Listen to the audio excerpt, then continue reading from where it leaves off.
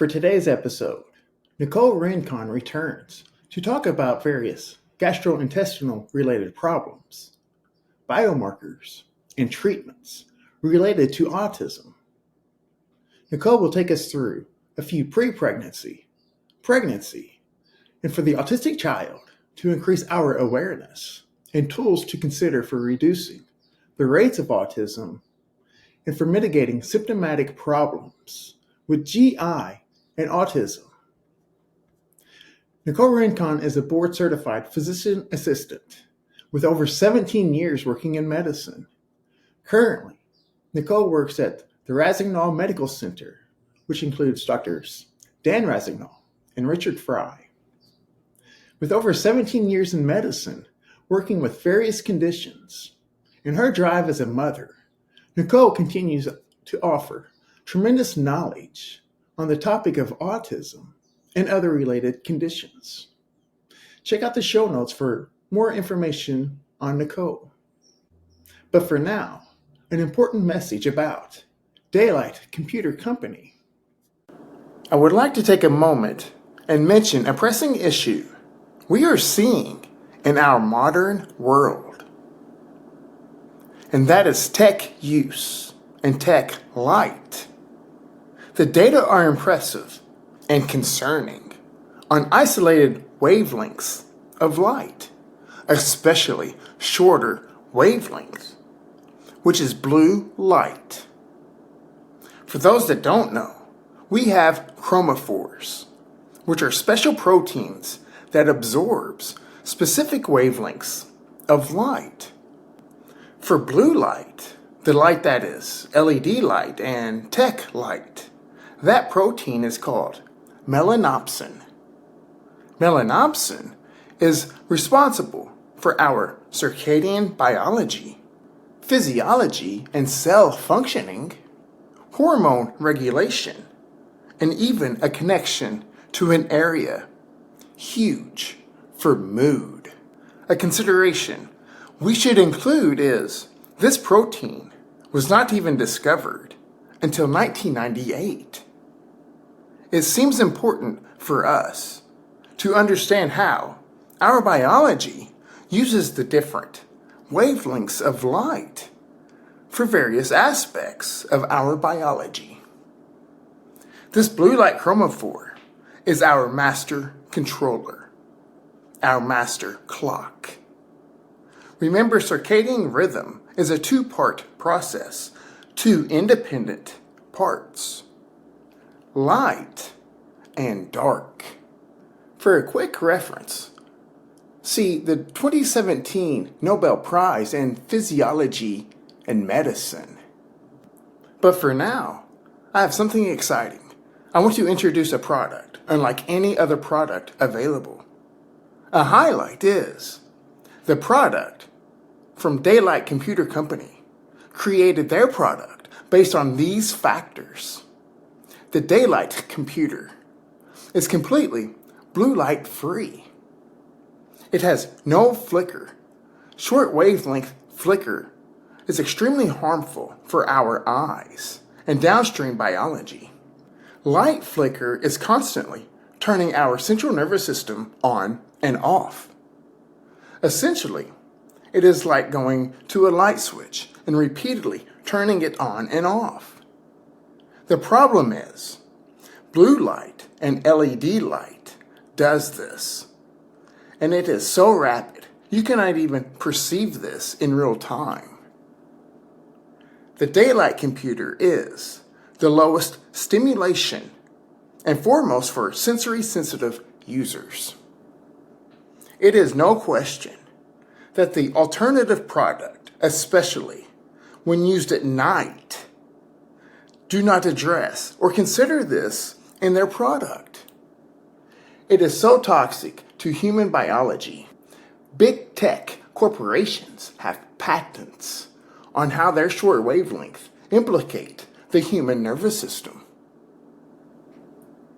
And a bonus, despite Daylight computer not having backlight, it is very functional for outdoor use. And of course, increased sunlight is always preferred.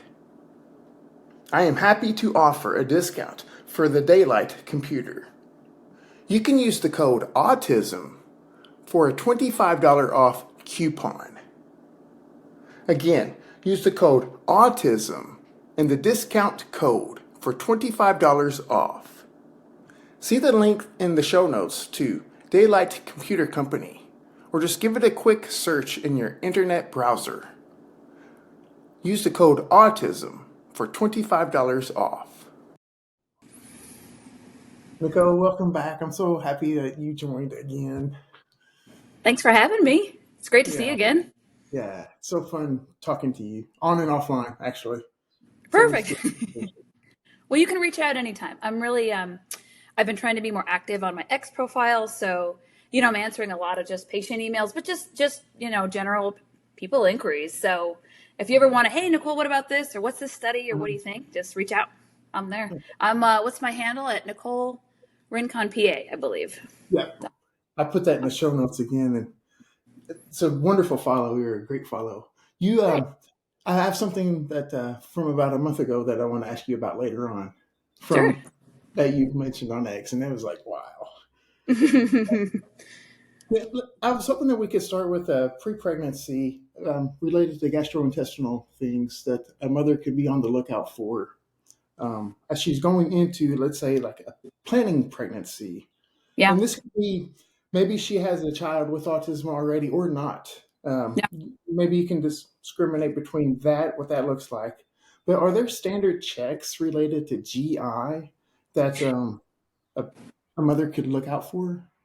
Yeah, that's a great question. And, I think we touched on it in one of our last podcasts, but definitely maternal abnormalities can, contribute. They've found that there's a lot of maternal risk factors for autism spectrum in their offspring. And, so I think I mentioned we do this at our office sometimes, like you said, even for pregnant, like people that are high risk, maybe there's a family history of autism, or there was a previous child that had autism and they want to try and prevent it. So there is a lot of things we can do and should do prior to, even conception. You mentioned GI. So, we do, let me start with the blood work first. So we typically do a blood work panel. And I think we did mention that last time. Thyroid is very important. I know we mentioned that. We always look at vitamin D levels, make sure those are between 60 and 80. The standard is like 30 for standard medicine, saying that that's the cutoff. Low. And that's low. It typically is associated with, higher disease outcomes. So we want to get it. Last time I checked, mine was 83 and I was ecstatic. That's about where I want it to be. So vitamin D3 is important. Looking at anemias, making sure that iron is appropriate. So the best way to assess for iron deficiency anemia with iron stores is ferritin. So you normally get a hemoglobin and hematocrit, but then you get the iron levels. Make sure that usually we want those above 50 for most people. So again, the reference range is really, kind of not appropriate. If it's, some people say, I think it's 20, depending on the lab, but we try to get it up to 50. We'll look at things like MTHFR genes. So if there's methylation issues, we see that a lot with miscarriages. I know we talked about the folate receptor antibodies. Definitely that is associated with higher miscarriage outcomes. So we want to make sure they're getting good, appropriate folate on board. So again, I mentioned it last time, it's so important. To treat the MTHFR, you might need maybe 1 milligram of methylfolate. But to treat the folate receptor antibodies, there's been a big push on X. Everybody's been talking about it. And it's true. It's a really big breakthrough in research in the past decade. You're going to want to take higher doses of active but not methylated folate, like folinic acid specifically. So we look at that. And we will supplement, put mothers on leucovorin and or methylfolate. We want to look at some mitochondrial dysfunction. If the mother's energy production is low for some reason metabolically, then that can be associated with autism. So we'll look at things like carnitine, which is associated with metabolic mitochondrial dysfunction. Other things, we can look at CoQ10 levels. That can be very important. The other things, obviously the general screenings are going to do liver function, kidney function, diabetes, make sure blood sugar is normal. Western medicine's pretty good about looking at that. And inflammation is big too. So we have the CRP, ESR, these markers are just, they don't obviously indicate where the inflammation is coming from, but if there's an inflammatory condition in the mother, especially like autoimmune disorder type inflammation, like rheumatoid arthritis, that kind of thing, then we should definitely be looking at that. And, ideally, depending on how high the inflammation is and what the what the profile looks like, we may want to treat that first. And that doesn't necessarily just mean, okay, let's put them on, Plaquenil or whatever they're going to normally treat autoimmune with, but really trying to look at the root cause.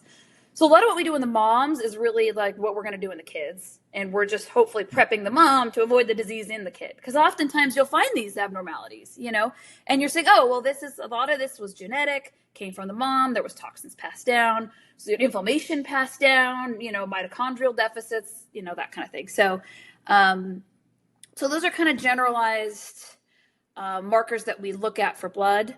And a stool analysis, yeah. I mean, if a mom's coming in and she's like, I've had chronic constipation my whole life, I've had, diarrhea or bloating after every meal, different GI, then definitely the gold standard that we do for just generalized stool analysis is a comprehensive stool analysis, like a CSA, and that's what it's called. And they do, it gives you a comprehensive what's growing in your lower intestine in the colon. So it'll give you bacteria, fungus. We'll check for parasites. I do find parasites. It's crazy. I mean, you don't think in the Western world, like you read it online, but it really is a thing. And it really does actually even come up on the stool. So checking for that. Inflammation in the gut. So if you're suspecting that there's inflammation for the blood, look at the gut first. You can do a calprotectin, a zonulin level, looking for a leaky gut. And all these things, like I said, usually come included on the stool analysis. So that's a really big one. And, oftentimes, I think I might have mentioned this last time, let's say that the mom has rheumatoid arthritis, and we test her gut and she's got this huge amount of Proteus mirabilis. And it's like, well, that might be coming from the gut. So Proteus mirabilis overgrowth is associated with rheumatoid arthritis. There's been several studies. You can look at PubMed. And so you really understand that the immune system is usually coming from the gut. So we look there. And so it's really cool. I mean, it's unfortunate, but I mean, it is cool when you find these correlates. Like, oh, your symptoms correspond with this test, and holy cow, like now we can treat it. So it's one of those awesome aha moments that we do get. I mean, I don't always get it. We hope for it, but I do sometimes get it. So it's great that we can do make an actionable plan. And then the other test, a lot of providers talk about it online, and I totally agree. There's an organic acid test. It's right now, it used to be Great Plains Laboratory. Now it's Mosaic, I believe. We're not affiliated with them in any way, but it is kind of the gold standard for an organic acid test. And that can show very well other chronic infections. So it'll show metabolites of yeast, of other fungus like molds, bacteria, Clostridia. It'll give you some mitochondrial inflammation, oxidative stress, vitamins. It's really a comprehensive test. The downside is it's just one snapshot of one urine test. And I mean, that's kind of all tests in general. And sometimes things are missed, but it can really show a good amount of chronic infection sources, between like I said, the fungus and bacteria kind of genre. It's not very good at viruses, but it can be a big piece. So those are kind of the two GI tests, I would say. You're asking specifically about GI, is the OAT, organic acid test, and the stool test. So super helpful. And, that really does give, I mean, if the OAT looks perfect, it's gorgeous, then we're thinking, okay, this is pretty good. But I've seen them in neurotypical people, and they're healthy, they're walking around, and their OATs look, pretty bad. Are you having symptoms? Are you having problems sleeping? Are you having joint pain? Oh yeah, my back does hurt a lot. I just thought it was aging, And so there's a lot of symptoms that people just kind of chalk up to just getting old or whatnot. This is me, and it's really an infection that they didn't know about, or dysbiosis, some kind of abnormal balance. Brian, I can't hear you anymore. I'm not sure if that's... How about now? There you are. Perfect. Now I got you. Yeah, as you were talking though, I was like talking to myself. So maybe Yeah, that was just it. Because right. CSA, I put it together. That's comprehensive stool analysis. Yes. That's just what it is. Yes. Yeah, so I was doing that a lot. Oh, sorry. Sorry. No, I'm you're ever fine. confusing because it's hard, you have the curse of knowledge. So I say these things and think, oh, everybody knows this is standard in my world. But of course, so please ask because, you know, Yeah, these types of labs are like so new to me. I'm yes, yes. clueless on this. And that's why I want to talk to you about it. Yeah. Can I go back to the MTHFR lab? Sure. What is that lab work, or what does that draw? That's a good question. So it's a blood draw, and now it's nice. You can get it through Quest or LabCorp, just your standard blood, stations.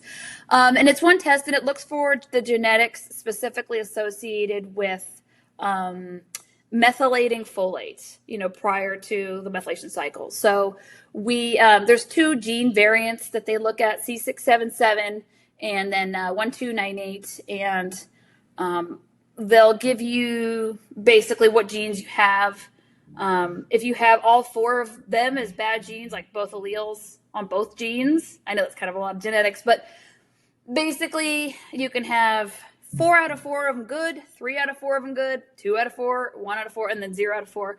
Usually anybody that has more than 2 bad, it's not a viable pregnancy. So you won't really find anybody walking around with 3 or more bad alleles in those 2 genes. So because it just won't support life. And, the DNA won't get methylated properly. People won't grow. The development won't happen.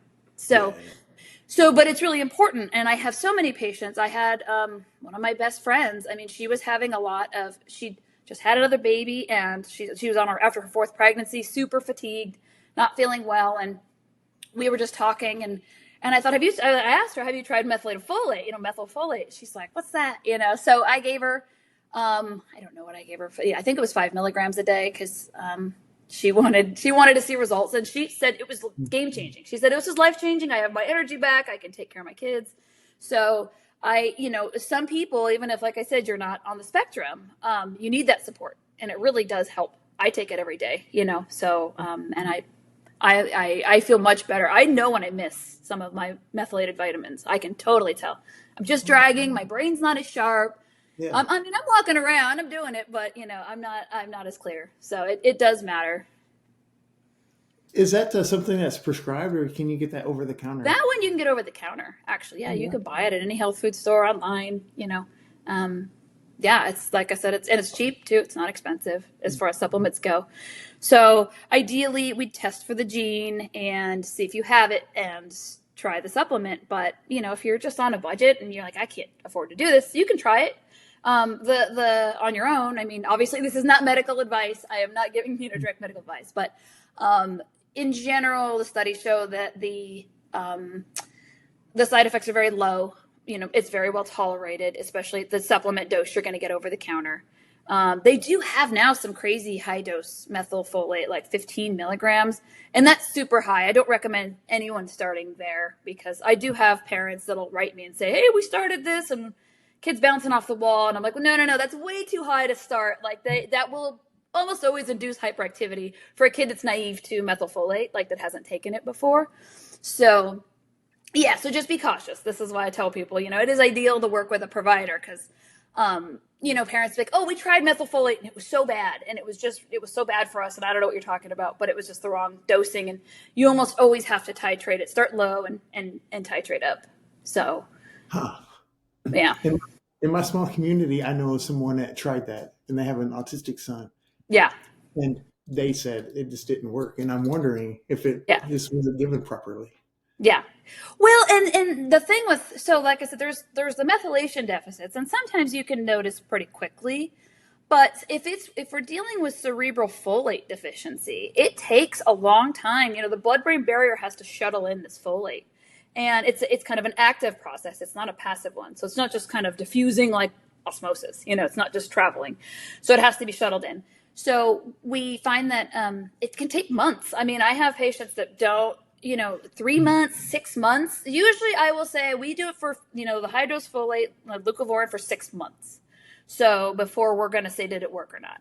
And if you look at, and the number one thing I look at usually is cognition. I try to find, there's speech. Speech is a good marker because you can say, hey, how many words was he saying? Oh, he was saying 1-word sentences or 2, and now he's on to 3. And that's a good sign, right? So we try to quantify it just so that we know if it's working. But also cognition. How's he doing in school? How are his grades? Is he learning something new now? I know with my son, we've been bumping up the doses of his leucovorin, and I'm floored. We'd stopped it for a couple of years because I've been doing this, for my own triplets and my 2 boys with autism for a decade. But I stopped it for a couple of years thinking, well, it's hard. It's a marathon. So we just stopped it because it was expensive and we didn't have insurance coverage for it at the time. And then we restarted it, and he went from struggling and, barely making grades and kind of a gen ed, special ed kind of setting to now he's in full gen ed and he's getting straight A's. And I maybe it's the leucovorin, maybe it's not, I don't know, but it was a big dramatic change. And even his teachers are pulling me aside, like, what happened? Like, he's like the last year and I'm like, oh, well, we started leucovorin a year ago again. So, I am a huge fan, and I see it in other patients too. It's not just my story. So, like I said, it's been really popular online. Everybody's been sharing these stories. I think because Dr. Fry, you saw that article. He was on CBS, I think. And so now it's just crazy because everybody's like, what is this antibody and how do we treat it? And nobody knew about it. And I love that. I love it because, that there's this idea that we're finally getting to some root causes. There's an antibody that prevents folate from getting into the brain. It doesn't grow properly. It makes sense. It makes sense from a developmental standpoint. And it helps. I just presented, we did at the TACA conference, there was a big meta-analysis, and every time there's been a couple now and they're statistically significant. It does show that it helps in double-blind placebo trials. So, it's not just hearsay and anecdotal stories. So it's pretty cool stuff. And again, it's wrapping it around a pregnancy. You can give it to mothers too. I have it. So, maybe that was part of my issue. I don't know if I had it during my pregnancy. We didn't even know about it back when I was pregnant, but I wish I had. But I take it now, and it's helped me a lot, So Seems like from the mother, it could help her develop the placenta, is what I'm thinking. I don't know, but because she has a vital role with the placenta. Yeah, it's critical. The studies have shown that the developmental changes that they've found in utero seem to happen, that early development, that first trimester. So obviously placenta develops within the first few weeks of pregnancy. But that first 12 weeks, the first trimester is usually the first 12, 13 weeks. So, it makes sense. But yeah. Yeah, and speech communication is a big improvement. And I was thinking about the Cantor papers, the initial Cantor paper. He had 3 nonverbals in there. Yeah. Richard, Herbert, and Virginia. And 2 of them at the time of the publishing were beginning to talk. Yeah. And I wonder if what this folinic acid is doing is like helping the connections like between Wernicke and Broca, just helping out the connections there with these distal areas. Yeah. This is what I was imagining. Yeah, connectivity in the brain is huge, and you have to have growth. DNA replication and growth. Just the simple, terms that we learned in biology, it drives the whole process. And so, like I said, when you have more connectivity, you're going to be less focused on one particular area of your brain, and it's hard. It's hard with autism. I wanted to we'll get to this later, but I did want to bring up those telepathy tapes because it brings up a whole, it blew my mind when I listened to it. And I'm kind of half obsessed with it because, as my scientist brain, I'm starting thinking, okay, so maybe it is the connectivity. Maybe they don't have as much connectivity. Maybe there's certain areas of the brain that are more active than a typical brain that's working all together. And so maybe they do, that's part of the savant-ish skills. I have so many kind of quack theories on my own that I just sit at night at 2 a.m. and come up with that I'd love to test, but I don't. Obviously, we don't know. So, there's a lot of people that are like, "Oh, it's hooey and it's not real," and And I understand skepticism. It's healthy to have skepticism, but I love doing the opposite. I'm like, well, what if it's true? I mean, we don't know it's true, but let's assume it's true. It's a science, right? And then take that hypothesis further. What would that mean? What would that look like? How would that happen? Yeah. So anyway. There's been independent studies on telepathy outside of autism and nonverbals. Yes. And significant papers too. Yeah. But yeah, I don't know. It's Kay was on Joe Rogan recently, and they talked about how it's Kai. Yeah. Yeah, Kai. Kai, yeah. Science, they don't like to be. They don't like whenever their capacity to think or question. They don't want to be proven wrong and so forth. So it's kind of a tough arena to get into. It is tough, and I think unfortunately, or fortunately, that's where the money's made, right? It's people that are thinking outside the box, that are that are questioning, why is this, what is this, and that's where the breakthroughs happen. It's not like, well, yes, this is what we know, and we're just going to go down the same road. If it's working, it's working. But in the case of autism, the rates are increasing, and my kids tell me, yeah, there's a lot of kids. there's one in my kids' classrooms, there's 1 in 20 kids, every kid, there's at least a kid with, autism in each classroom. So, and yeah. And so that's why I'm here. What are we going to do? What are we doing about it? Let's do something. It's like we're do something meaningful. Delaying, like there's a delay or response, Right. But it sounds like what you described so far is like the pre-pregnancy into the pregnancy is kind of the same thing. It's just different time points. Essentially, yeah. Like for example, with the dysbiosis, and I think about PCOS is in maternal PCOS, polycystic ovarian syndrome, is correlated with autism and offspring. I think it's like, there was a study that was like, it was 4 times more likely, to have a child with autism. And so, the question is, okay, so what causes PCOS? And that's typically a dysbiosis, and there's hormonal involvement. And so what are the hormones involved, and then that seems to pass on to children as well, as far as, there's kind of correlating back to your cholesterol. I know where you're going with this, is that, there's a lot of hormonal abnormalities in kids with autism. And I see it. I see that, there's kids with high testosterone. I see a lot of kids with excess estrogen, a lot of cortisol deficiency. And then we also see hypo cholesterol, emia, like low cholesterol. And we see that, I see it pretty frequently. To the point where it's maybe, I don't know, I would guess 1 in 4, 5, where it's lower than the threshold that we talk about. And so sometimes you'll see that in the moms, like low cholesterol in moms can be associated with lower cholesterol in the children, which can lead to impaired brain development as well,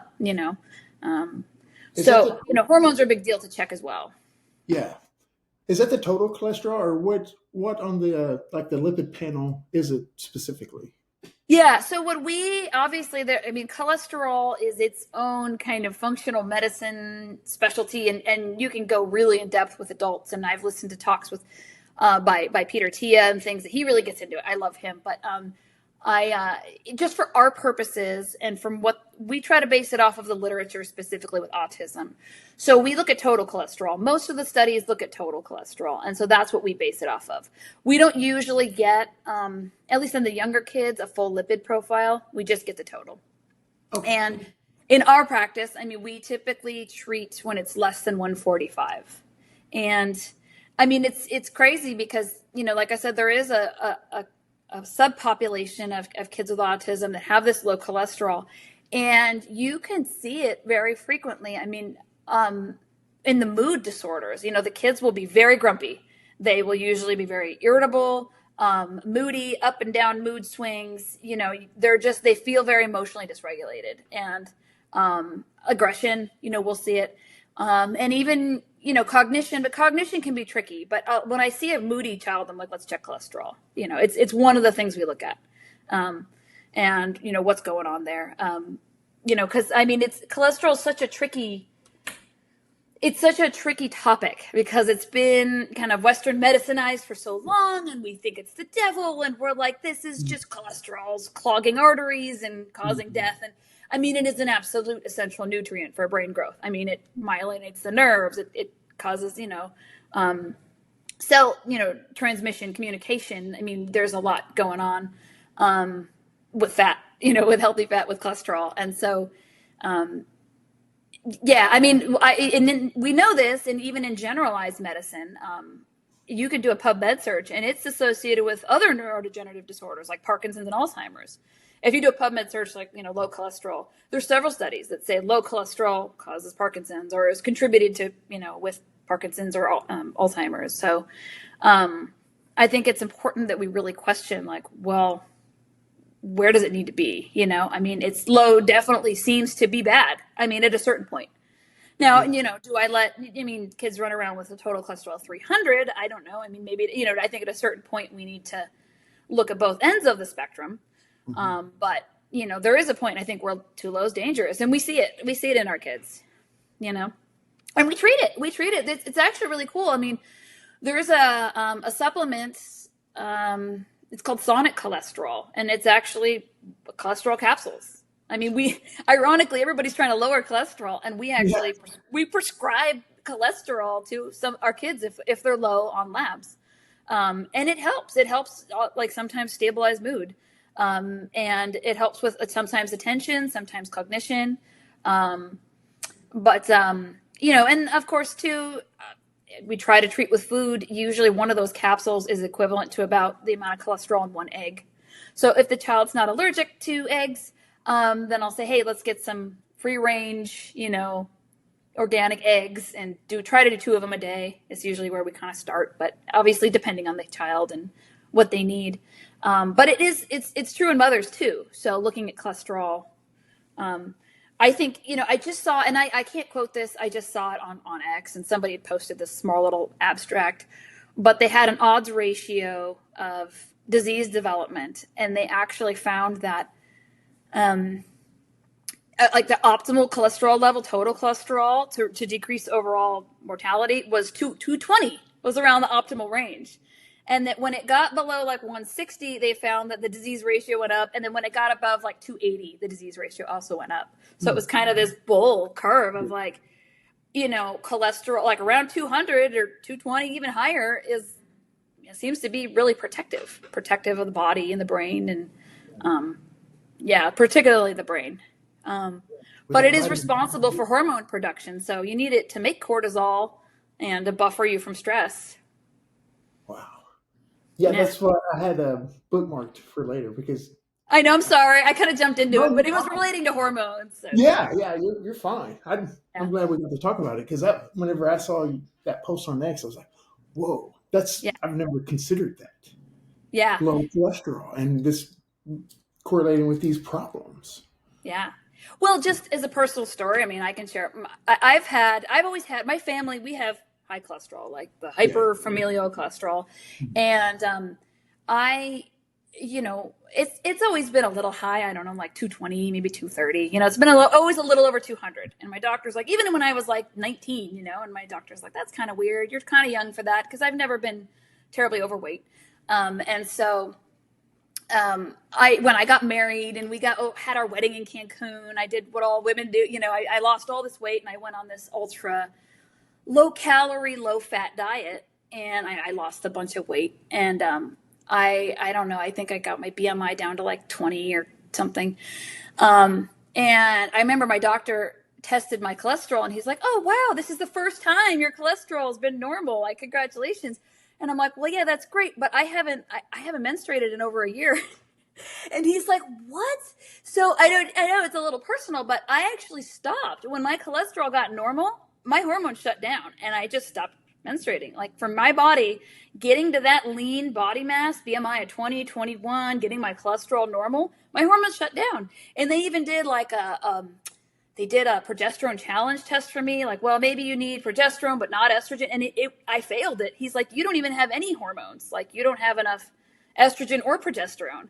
And he was kind of baffled. I remember he was sitting there and I'm like, I don't know, but my body just knows. And I wasn't eating enough. And as soon as I started eating more and going back on a normal diet, then, I started menstruating again and everything was in, and then my cholesterol went back up to 230 and he's like, well, here you are again. And I'm like, yeah, I don't know. I mean, so it was a lesson for me. Like, I have to listen to my body. My body, is telling me. And, and I remember back then too, and there was probably my thyroid wasn't happy with me either. I mean, I was cold. I was a little more fatigued. I wasn't as energetic. And I'm like, oh shoot. So I kind of dumped that cholesterol paradigm just off of my own personal story a while ago. Cause they, and my family's like that too. They all kind of have it. And so maybe it's buffering toxins. Maybe I need more for my cortisol because I'm a high energy person, I mean, maybe, I don't know. I mean, I could make theories, but my whole point is, cholesterol's definitely not the devil. You definitely need it, and we don't need to lower everybody as low as we can get to make I don't think that's a picture of health. I think that's what health looks like. The ranges are pretty suspicious, I think. Maybe I shouldn't say suspicious. It's just very questionable. Yeah. Like the new ranges. Yeah. Yeah. Yeah. I mean, it's pretty aggressive. When I have done primary care, I try to just be reasonable. Like you said, there is a point where I think you should treat, and if it's getting up to 300 and there's risk factors and things, let's look at this. But yeah, I mean, some of the recommendations are pretty low for people if post-stroke or heart attack. It's they're getting their total cholesterol really low. So yeah, makes me worry. Yeah, and just it's sulfating with vitamin D. I mean, that's optimal. That's the way it should be. Yeah. That's what it's supposed to be doing. The 7-DHC, I think. 7-DHC in the vitamin D. I like my hormones. I mean, we need hormones. I like my cortisol and my estrogen and progesterone and testosterone and vitamin D and all, I mean, it's all good. It's all good. We need it. I'll take it. What are some of the symptoms of dysbiosis? Could you explain that to me? Yeah, that's a great question. Well, and we see it most kids have some form of dysbiosis. And what does that mean? I mean, it's this kind of weird word. It just basically means something is kind of atypical or off about the microbiome. So it's a blanket all term, but, studies have shown so autism is interesting. It has its own kind of metabolic profile in the gut, this own microbiome profile. So they find that they can almost look at neurotypical kids and then look at their microbiome and look at autistic kids, and they can see the difference even just by looking at this little fingerprint of bacteria. And there's several key things that are different. A lot of studies, there's been several that have shown that it's kind of very in-depth in microbiology, but there's something called Firmicutes and then Bacteroides, and these are kind of larger groups, larger genre of bacteria. And most people in the Western world have more Firmicutes than they do this Bacteroides. And that's actually, in general, buffers for carbohydrate metabolism. It buffers, it's more anti-inflammatory in general. But with autism, there's this skewed ratio of having this increased Bacteroides. And so there's a lot of theories, and it all is, from what I have understood, just theories at this point. Maybe they don't digest carbohydrates as well, or maybe, who knows? I mean, maybe this is what inflammation does. I mean, I don't think they're really, I haven't read anything that we know what the root cause is, but seems to be a fingerprint. And so what we find is that there's a lot of overgrowth of these pathogenic bacteria at a much greater rate than a neurotypical child. So, you'll have oftentimes these bad Clostridia, like C. diff, Clostridia difficile overgrowth. And so you asked, to your point, symptoms you might find, and usually, again, with a lot of bacterial overgrowth, I'll find diarrhea, any kind of floating stools, malabsorption, so you see actual maldigestion. So you'll see food in the toilet, in the stool. You'll see a lot of bloating. Bloating is probably the number one symptom I see. In young kids, you won't necessarily know, because sometimes little kids kind of have a little belly anyway, right? But kids that are what they call posturing. So if they're leaning over a table, and I can't show you here on the video, but just kind of like pressing on things, like they'll usually go to the corner of a table and push their belly on it, and they're kind of scrunched up, or just curling up in a ball. Like they'll often be pressing on it, and not usually with their hands. Ironically, I don't know why. They're usually pressing on it with an outside object, like a couch, arm or something, and they'll lean on it. And so that's kind of a symptom of bloating dysbiosis, and you can see that even in little babies. When a symptom is that the babies will be in that fetal position, they'll be on their, they'll be kneeling with, like I said, their knees on the ground, and they'll kind of be like this, and their butts in the air. If you've ever seen how they kind of scrunch up and have their butt in the air, and that's kind of a sign of fetal bloating and digestion, even under kids under 1 year old. And so, and obviously gas is big with, you'll have the gas, the bloating, the burping, in a young baby, a lot of reflux. And those things they happen on occasion, and we all get those. But if it's a chronic daily thing, then you need to check it out, Yeah. So, but yeah, in adults, it can be any of those. Yeah. Yeah. For children, I had a question about how do you get the child, especially an autistic child, even nonverbal? How do you get them to convey what is actually going on with some of these symptoms? It's hard. And, that is a big complaint I hear all the time of parents. Like, how do I know? And and you don't always know. Again, there's the pressing on the belly, there's frequent gas, but I'm always assuming, when I hear of a lot of self-injurious behaviors, we usually test the gut. Yeah. So, and personally, like I said, with my son, at the time he was 2 and he regressed, and I know it was his stool totally regressed with him. He was having fairly regular bowel movements, and then it started to get mushy and then, smelly, and then he was smearing it, and he stopped talking, and then he was smearing it all over the walls. And you could tell it bothered him because he would just reach in and be like, he wanted it off of him, and then and it was gross, and it was bothering him. He was always having his hands in his pants. And so I just kind of knew, okay, this isn't normal. Like, he regressed, but his stool also regressed. And, I had to treat that, and we had to do something, because it seemed he didn't really want to eat. He started, refusing food that he had normally eaten. So again, picky eaters is another big sign. If they're not wanting to eat, food aversions, I'm thinking, okay, what's going on in there? And so there's a lot of reasons. Anything, whether they're not, their stool's abnormal, they're not eating, but yeah. Oh, and so my point was, the self-injurious behaviors. Part of it, when he regressed, he would just start hitting his head against the wall. Mm-hmm. And this was out of nowhere. And I just would see him, and he'd just be banging it. And as a mother, you're like, holy, what do I do? Like, it's so distressing. But I just had this sense that intuitively that he was in pain. It looks like pain. Is there something bothering him, So, when you think pain, I always think first the gut, like something's going on there. So yeah, self-injurious, definitely we look at that. And it can be hard. It's very hard. Some of these kids, it's hard to treat. It's hard to figure out, because there's different kinds of dysbiosis. Like I said, there's some kinds of bacterial overgrowth, and there's fungal overgrowth, or both. And then they'll have, C. diff on top of it. And, it can be very complicated. But, we have to try and piece it apart. It's in my opinion, I'm very aggressive with the gut, because I think just in testing and treatment, because it's like, if you leave it, it's not usually, sometimes it gets better.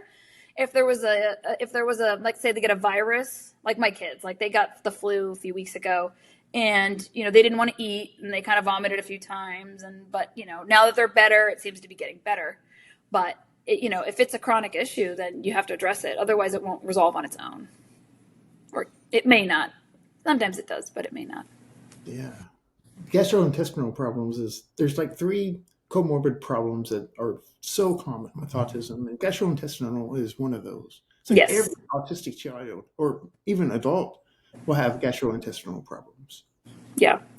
And I mean, the first thing that we do when I see patients is I ask them, how are you pooping? And almost all of them are constipated. Not all, but maybe 3/4, maybe 2/3. So, getting the bowel movement is key to getting things started, to just, removing toxins. These kids, either from the inflammation in their gut or the mitochondrial dysfunction, or just, not enough good bacteria.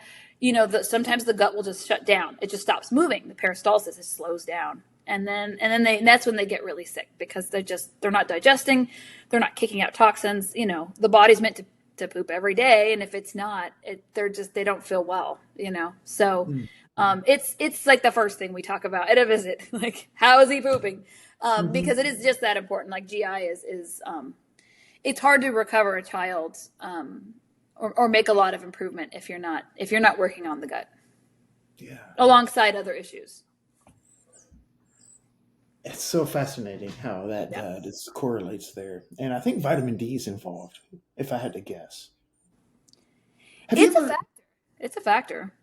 Yeah, because the vitamin D, it provides us a cage on our surface. That way all of our electrical processes on our insides can run optimally. And I think it's a big problem here.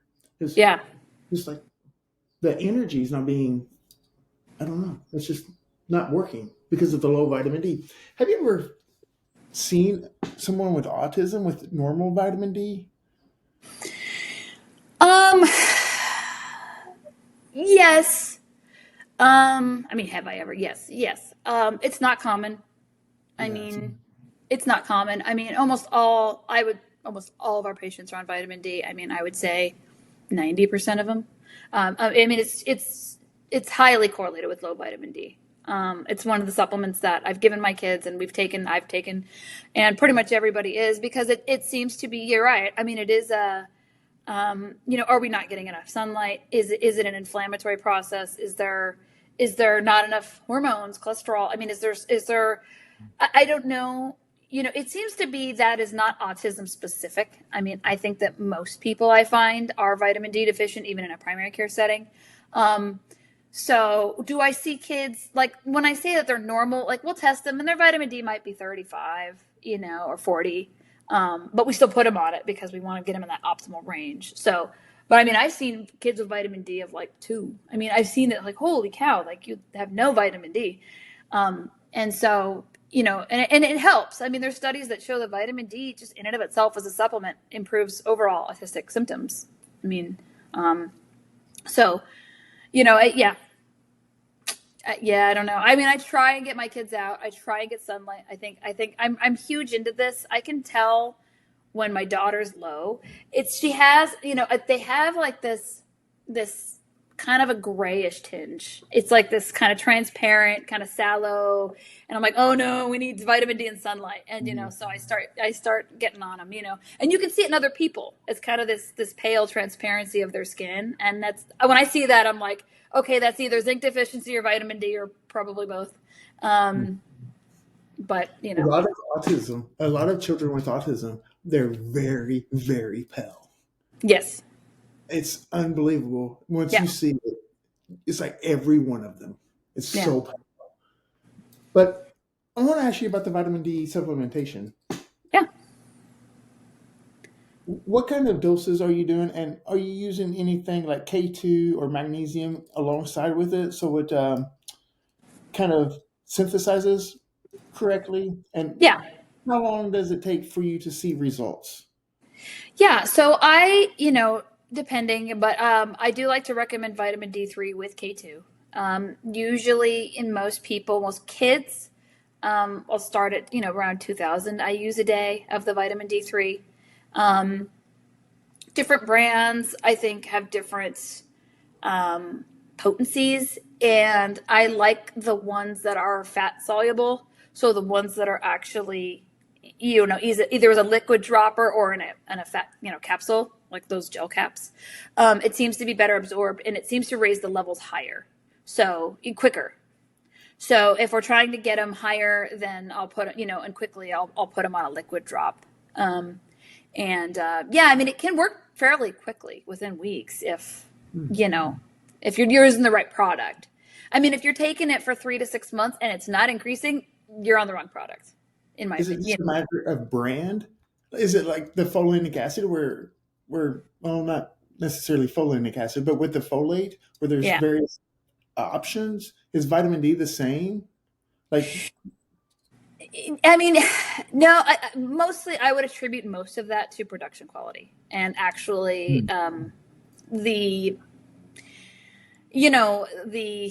standardization of supplements is pretty much non-existent. So, you don't really, it's the Wild West. I tell everybody, you don't really know what you're getting. And so that's the scariest part, I think, about supplementation. So, I try to use, I buy all my stuff on, full script, and they have, they're supposed to have had, if you believe them, third-party verification where they do verify their products or some of their products to actually have what they say contains in it. Because the FDA doesn't do that in the United States. So I think that's mostly it. It's just because it says it's in there, it doesn't mean it's in there. You can look at some of these, I used to look, I think it's closed now. I looked recently, but there was a website called LabDoor, and they would review common supplements for actually what was in them. And I used to spend a lot of time on there and a lot of things like those Centrum, 1 a day. It has nothing in it. It's just like magnesium stearate. It's just filler. And you read the actual analysis from the labs, you're like, holy cow, they're just selling sugar pills and people buy them. And it's really sad. So, so I think it's just the quality. So if they're taking something and it's not working, let's switch the brand. And, there are some good ones out there. And people should stay away from proprietary blends. Whenever there's a couple of different ingredients listed and it says 5 grams, but there's 6-8 ingredients listed. You don't have you have no idea how much of each ingredient is making up that 5 grams. Correct. I don't buy anything with the proprietary blend. I don't at all. I'm like, no, you either tell me what I'm taking or I'm not taking it. They're so I want to know exactly what I'm taking. Thank you. Just abbreviate the crucial things and the filler, like you said. Right. So you got to be careful. You do have to be careful. But I did actually, and I did want to bring up something that has been on the dysbiosis and the gut topic that's been going around a lot online. And I just wanted to talk about is, the fungal overgrowth is a big deal. And a lot of people are sharing these studies of itraconazole, curing a kid with autism. I've seen those. And everybody was commenting. This was a few weeks ago. Everybody was commenting on it, sharing it, and I was trying to kind of jump in there and contribute. And I do see, and so let me start. Normally I test for most of my fungal markers with an oat test, like we talked about earlier. If I see more than one marker, so arabinose is typically, there's a marker on there called arabinose. It's typically associated with candida, or just regular yeast. But a lot of the other ones on there are mold byproducts. They're like aspergillus or fusarium, different kinds of mold byproducts. So you want to treat those when you see them. And so I do treat that. And there are different, and it is, I think, important. And with my own kids, I saw, I think I told you last time, I think part of their regression was, it was multifactorial, but there was definitely mold in our house because we were remediating it improperly. We had a leak and blah, blah, blah. And I think they got really toxic from fungus. And so I had to do, clean out, but we ended up back then, I didn't know what to do. I was pouring over trials. We ended up doing grapefruit seed extract because I was like, I wasn't doing this yet. I wasn't in the functional medicine space. And it really helped. It actually helped. And I don't think it's the cure all for everybody, but I know when I treated the yeast at my kids at that age, treating the fungus, they calmed way down. The behaviors went way down. Just the repetitive, stimming and the self-injurious stuff. And we didn't end up going on itraconazole, but we ended up on nystatin, which is an antifungal that really just stays in the gut. And it's better for yeast than it is. It's not as broad spectrum as some of the other antifungals like itraconazole. But we were on it for like 2 years, and I couldn't get my kids off. I'd stop the nystatin, and then the behaviors would come back, and then they'd start spinning in circles and running around the house, screaming, and then I'd go back on the nystatin, and then they just sit there and happy, like just calm. So, I mean, we were on it forever, and so it happened. And I have patients like that. So I want to encourage parents. Like, I don't think that study is rare. I think that a lot of kids do have fungal overgrowth specifically. I think mycotoxins are a big deal. And anybody that's really treating autism in a functional medicine space, needs to look at fungus and like how to get rid of it, and it's not always killing it. It's not always like, oh, you need this high dose antifungal forever. A lot of it's, kind of detoxing, moving out of the mold, remediating your house, going on a low mycotoxin diet, like not eating moldy foods like bread and juice and things. I usually put kids on a short course of binders. I'm a big fan of binders, like not forever, but a lot of them they can't always process these mycotoxins. And so they'll just keep recycling them in their body. And then their toxic burden just gets to a threshold that they start regressing and breaking down. I mean, I think that's what kind of happened in my household. What are binders? So yeah, binders can be helpful to get rid of some of the toxins. What are those? What? Binders. Oh, it's a good question. So basically, so they're insoluble, basically they're products that don't get absorbed into the bloodstream. So the most classic example would be activated charcoal. So charcoal would be a binder, right? So if you, in Western medicine, like if you overdose on certain poisons, right, they'll give you activated charcoal, even in the ER. Like if you're past the vomiting stage, like sometimes they'll try to like induce you to vomit, but if it's been too long since the ingestion, they'll actually give you activated charcoal. Let's say you drink, like I'm not good at my ER medicine anymore, but I know that there are certain toxins that have an affinity for charcoal. So they've been doing this in Western medicine for a while. And so they'll bind it and then you'll just poop it out. You don't absorb it in your GI tract and then it comes out in your stool. And so you can rid your body of GI toxins. And so this is really, really helpful for kids with really different kinds of toxicities. It's good for mycotoxins. It's good for even metals. I mean, this is why everybody online is talking about zeolite. Well, zeolite's a binder, and it's a pretty potent binder, especially, I mean, if you get the right brand, and especially for metals, but it can actually, zeolite binds a lot of mycotoxins as well. So I do like to do a trial, and some parents say that it was better. I mean, I have parents, that say, hey, yeah, when he's on this binder, like he's got better eye contact, he's more focused, he's calmer, and so, like I said, that's kind of part of the treatment protocol if you're dealing with a dysbiosis, in my opinion.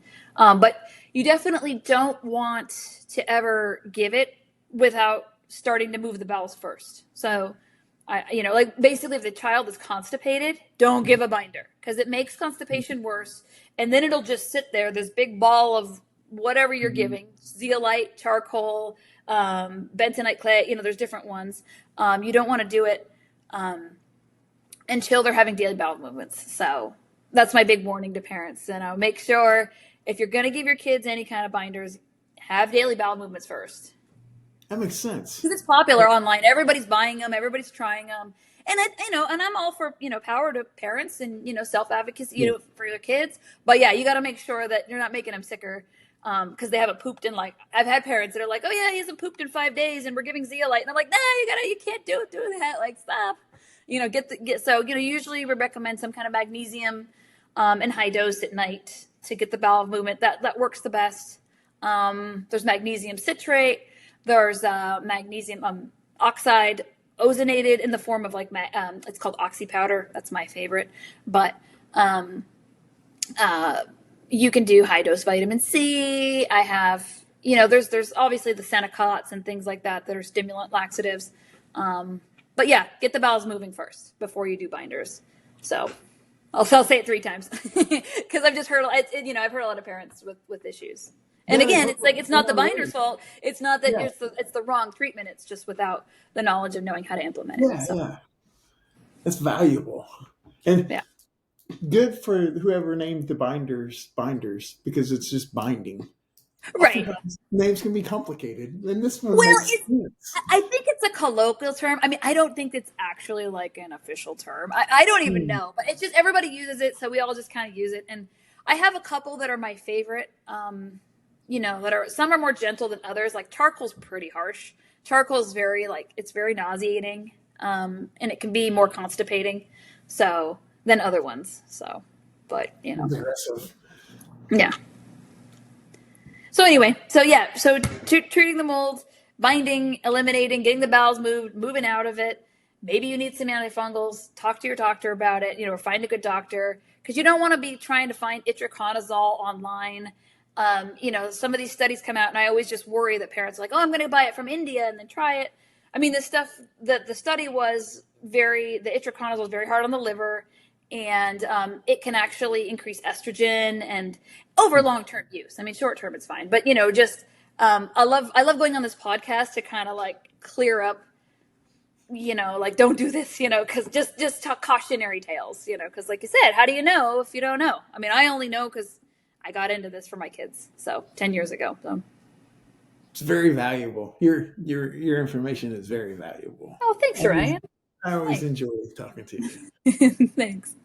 Is there anything else related to the GI that we haven't covered that you might think could be informative? No, I mean, we talked about the fungal markers, getting a note, treating those, getting a stool test, treating their bacteria there, Clostridia, the C. diff and other Clostridia strains can be associated with a lot of aggression. So my last kind of statement would be, if you see a kid that's just really aggressive, like hitting people, biting people, and especially if it seemed to happen overnight or it's just there's triggers, look at Clostridia. We do see that it seems to make kids very angry and very depressed, either angry or depressed, but it causes that particular bug seems to cause mood issues. And so, I think some parents, I just don't want you to think, well, this is my child, he just bites people. And in reality, there's a bad bug in their gut. So Yeah. that you really got to look at. So there are several different types of dysbiosis. And again, we will treat them. And usually for the C. diff, we do use antibiotics because you really got to get rid of them. It's a spore forming bacteria. So that means that, when you kill the kind of adult form of it, it'll form a little spore and just hang out there. It'll go inactive, but it'll just wait, and it'll just sit there and then, basically wait for it to bloom again. So it forms these little, it just kind of seeds itself in there, and it doesn't want to go away. So you have to treat it usually for several weeks. Sometimes you have to do several rounds. Give it with an antibiofilm agent. I mean, there's ways to treat it, but it is a difficult to treat bug. But treating it, my son had it for a while at 4, and we were going through cycles, and he was just really grumpy, really grumpy. And now he's just happy as a clam. So, I mean, we finally got his gut on better track. And I really pushed the second thing about the gut stuff I'd like to say is just that, in general, I try and push a lot of good bacteria. And there's some practitioners say, well, this is going to increase, serotonin, or this is going to cause a dysbiosis in and of itself. But, and that's valid. I mean, I think there's room for discussion, but I got tired of treating with my kids with antibiotics. We were doing these cycles of I'd treat them with antibiotics, and then they'd have opportunistic infections, and then they get fungusy, and oh my God, it was this cycle. So, I started just drowning them in probiotics basically, and I'd rotate them and give them different ones. And we do some kombuchas, and I do some this BioK, that's an active probiotic, gut shot. We do capsules, different strains. I've tried all different strains, and I find that actually helps them more long term. Now we don't need as much antibiotics. So I try and push good bacteria versus killing when I can for the long term. Okay. So in general, that's all. Okay. I always heard that anytime you're doing antibiotics, you should do a probiotic as well. I don't know if there's any truth to that, but the source of it is he's very good. So I Yeah. kind of believe him. Yeah. No. Yeah. I that's in general a good rule of thumb. Okay. Because again, the gut knows what to do. I mean, we've had, if you have enough good bacteria, they actually produce, it's really fascinating science. They produce a ton of antimicrobial compounds that kill other bad bacteria, and they reduce inflammation, and they increase motility, they increase butyrate that fuels the gut. So like if you have enough good bacteria, it will crowd out the bad. It really will fight the bad for you. So these kids, a lot of times, they just don't have enough good. And I see it all the time when we test them. They're missing lactobacillus, they're missing bifido, they're missing key E. coli strains that are normally found in the gut, and then they get these dysbiosis. So, that instead of treating the gut bugs when we increase treating the bad bugs, we give good bugs is always the goal if we can. Yeah, okay. It's incredible information. Yeah. A lot of good takeaways so far. So you want to pivot over to the telepathy tapes? Oh, I don't know really what I want to say about it. I just wanted to talk to you about it because I just think it's fascinating, and it sparks my interest so much, and I don't know even how to wrap my mind around it. Like I want to get into research regarding it. I wish, and I'm putting it out there in the universe. Because I love working with the autism population, and I really would love to try and, understand, like I said, I've come up with all these wacky theories. Like we know that studies have shown that in a lot of meta-analysis of these huge, populations, copper dominance is huge in the autism spectrum population. So a lot of these kids have copper excess, like probably most. It's one of the number one metabolic markers associated with autism. So, I mean, maybe I'm thinking, okay, copper. What do we know about copper? I mean, we know a lot of things about the metabolism, but like, what if they're little conductors? What if they're somehow generating, I don't know. I mean, drawing electricity, drawing some kind of magnetism. I mean, I don't understand it. I know copper's not magnets per se, but maybe the metalopathies that we see in autism contribute to these skills that they have. Again, I start going down rabbit holes. We know that a lot of them have a lot of fungal overgrowth in their gut and sometimes in their sinuses and things. I mean, maybe it's more like the psilocybin deal. Like maybe they're connected to some mycelium network because they have a lot of fungus growing in their gut, and maybe they're getting knowledge that way. I mean, like these are the things I contemplate at night. And like when we talked about, maybe it's just because certain parts of their brain are extra active more than the normal brain.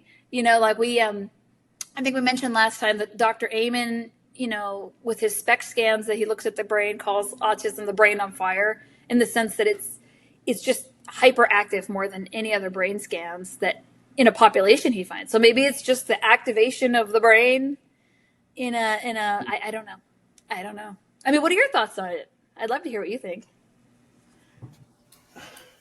The first time I really got into telepathy was from a Rick Rubin podcast. And it was a very valuable neurosurgeon and a neurobiologist from Stanford on it. And they talked about this. And this is where I found out that, telepathy has been published in well-respected journals. It's not like it's something new. And this was before the telepathy tapes came out. They were talking about water and quantum coherence and how water can signal and communicate distal without like axonal connections. Okay. And it's water that's doing this. Okay. And the neurosurgeon mentioned that there's a guy named Del Gouche, or something like that. Del Gouche.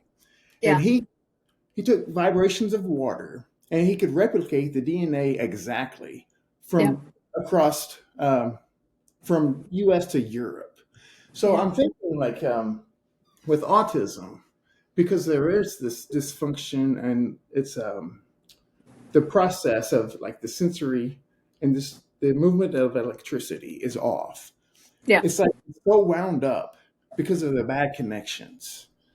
I'm wondering if it's just the sensory processing and just being aware of the environment is so accelerated here because of there's no proper distal connections Yeah. being how we would sensory process, Right. sensory perception processing, how Right. it's just from one connection to the other. If they can Right. just do this because of what you were mentioning about Right. how it's just that brain on fire, essentially, Yeah. Right. and then the water vibrations Yeah. happening at like local areas Yeah. that aren't allowed to connect properly. I don't Yeah. know if there's too much going on at, or if it's just the same amount. Let's just say as a whole, you're processing this energy. If the Yeah. autistic person with telepathy is it's just bound at one local area, and Right. that allows this recruiting of different connections and with the environment instead Yeah. of that overall whole electrical like capacitor here being just moved like normally through axons. Yeah. I don't know, but that's what I think about whenever I think about telepathy. Yeah, well, I mean, that's an interesting theory. I mean, we hear a lot of people that talk about, oh, I got this idea in the shower, or that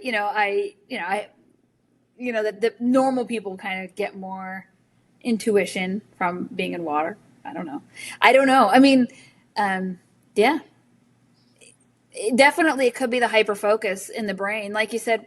Mhm. When I mean, we've known when people lose other senses, right? Like if you're blind and you have kind of this hyper sensory hearing, I mean, bats, for example, obviously it's not humans, but they have echolocation and they may have different organ receptors. I'm not sure, but nevertheless, even in humans, we know that people that lose senses will have extra sensitive other senses. So, maybe it is the lack of speech that allows their mind to calm, in a sense that they're focused on certain areas of their brain that the rest of us are just kind of running around in our frontal lobe, pay the bills, okay, Mhm. make Mhm. lunch, and they're just like not using that part and they're focused on, this There's extra part. there's some areas known with autism postmortem studies and whatever that that the the areas related for or that do sensory integration is Mm-hmm. very abnormal. Yes. These Yeah. areas that that takes multiple senses, and makes sense of them and goes off and recruits other distal connections through the brain. These areas are bad in autism. Yeah. Yeah. So, I Well, don't I know. would love to get involved. If you ever hear anything, Ryan, any kind of studies or anybody working on it or anything, like, just let me know because I'd love to somehow jump in and get involved. I would like to see video footage of it so I can really see. It's hard for me to listen to the telepathy tapes because I can't see it. So I guess you it's can hard. go on the website or I guess, I guess they do have it for viewing. I think you have to pay for it. Do they? I haven't Uh huh. really searched for it. Yeah. Yeah, there's like, I know that she mentions it sometime, so I'd have to do a Google search. But there are videos like associated with the Yeah. testing. But I went looked on the website and I think you had to pay for it, and that's unfortunately where I stopped. So, Okay. but Yeah. but yeah. But anyway, that's my 2 cents, and that's did I cover all your questions? Yeah, I think so. It was a very fantastic exploration through the GI. It Yeah. was very fun. Yeah, I mean, there's a lot to talk about. I mean, there's, these are just kind of baselines, but definitely I appreciate you having me on. I really love educating just people. And yeah, I really want everyone to know. I want everyone to know what I know. I wish I could just like transplant my knowledge just because, things, because it took me 10 years to get here. Mhm. And I wish I could just download it because, so I'm happy to share it because, there's so many things there are, some aha moments. I know I say it on every podcast of yours, but there is a lot of hope and there are things you can do. And so I always try and translate, that message.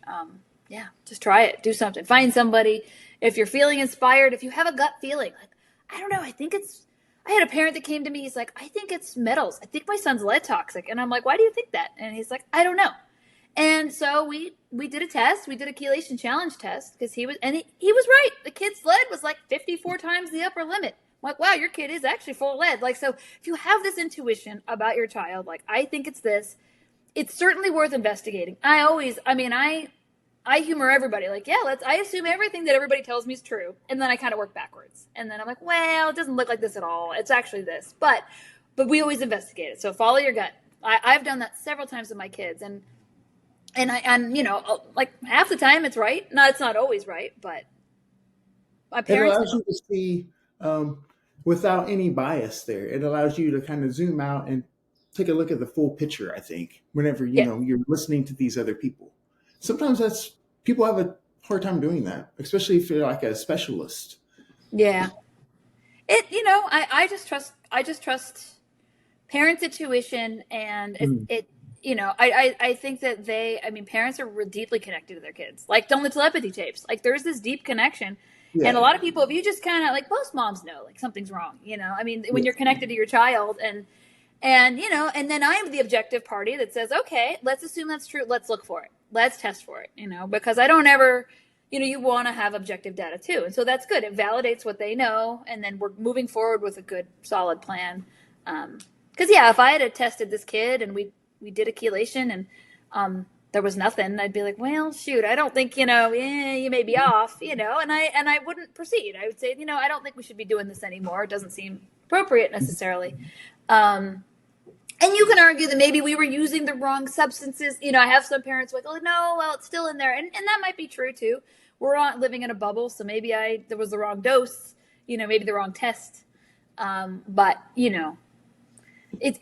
that point is just, we go down the road because a lot of times we find stuff. We do. Yeah. And it's like, oh, cool. Look at that. Parents know so much. It's so fascinating to me. Yeah. Yeah. Yep. Well, thanks, Ryan. Thanks for having me on again. I super appreciate you. And like I said, I just want to tell the listeners none of this is medical advice. I work at Rosignol Medical Center. Dr. Rosignol is my supervising doc there.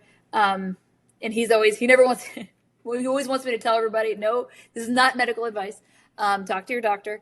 And but we're a great center. We have like 3 locations in the U.S. and we're seeing new patients. But if you just want to contact me, I'm on X. I have a website personally, www.NicoleRincon.com. You can contact me there as well. So yeah, I'm available, and I'm open for any discussions and opportunities too for further research. Oh yeah, and the research, we're always doing research at our clinic. So, and I'm always looking for new research. Yeah. So. Yeah, I'm always looking forward to what your group's pushing out. Dr. Fry's coming on next week as well. Oh, is he? Oh, great. Yeah. Wonderful. He's coming for a second one too. I'm like so blessed that nice. Your group here is so willing to come on and share. It's so fascinating to me. He's a good guy. He's a wealth of knowledge, and he's the PhD. He'll tell you all the nitty gritty about the science. So I appreciate him a lot. Yeah, it's great work from you guys' group. Thanks for coming on, Nicole. Thanks, Ryan. Well, have a good week. Yeah, you too. Hopefully we'll chat soon again. Let me know. Yeah, we'll have to. We must. We'll figure out our next topic. Yeah. Okay. Thanks, Ryan.